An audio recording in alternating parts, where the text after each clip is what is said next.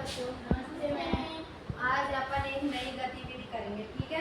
उसमें मैं आपको आकृति संबंधित क्रियाएं बताऊंगी, ठीक है। आपको मेरे साथ बोलना, पहले मैं आपको बताऊंगी फिर आप मुझे बताना, ठीक है। चलो, ये क्या है? आयत। आयत है ना, आयत। आयत आप जानते हो किसे कहते हो? जिसकी चार भुजाएं। नहीं, आयत किसे कहते हैं? जिसकी आमने सामने की भुजाएं बराबर हो। आयत किसे कहते हैं?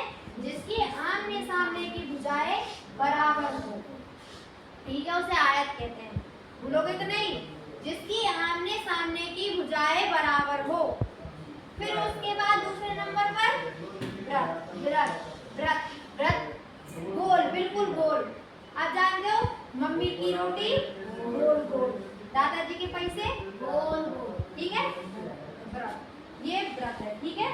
फिर उसके बाद तीसरा कौन सा आता है? त्रिभुज। इसमें कितनी भुजाएं रहती हैं? 3। वेरी गुड, इसकी 3 भुजाएं रहती हैं, ठीक है। फिर त्रिभुज। उसके बाद आता है वर्ग। वर्ग किसे कहते हैं आपको पता है? जिसकी चारों भुजाएं बराबर हो।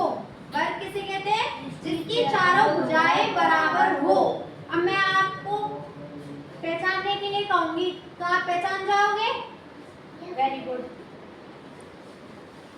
सब एक साथ बोलोगे, ठीक है।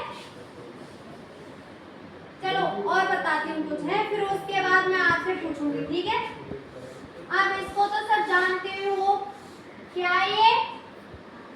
तारा। तारा स्टार, इसको स्टार बोलते हैं। कहाँ रहता है? आसमान में। वेरी गुड, ये हो गया। अच्छा, आप उनको जानते हो? घन कैसा होता है? नहीं जानते ना, मैं बता रही हूँ। ये इधर देखो सब, घन कैसे बनाते हैं, देखो ऐसे करके।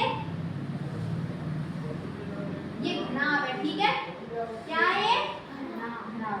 अब इधर देखो, इसको ऐसे कर देंगे, फिर इसको ऐसे, इसको ऐसे, इसको ऐसे, क्या बन गया ये? नाव। Very good. अब मैं आपसे पूछ सकती हूँ, सबको बोलना है एक साथ। ये क्या है? आयत। ये क्या है? ये क्या है? क्या है? तो फिर क्या है? Very good. मैंने इसकी परिभाषा बताई अभी। जिसकी 3 भुजाएं होती हैं उसे क्या कहते हैं? आयत।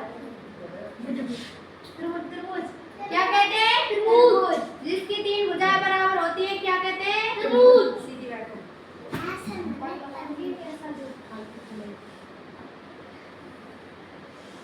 ये क्या है? वृत्त।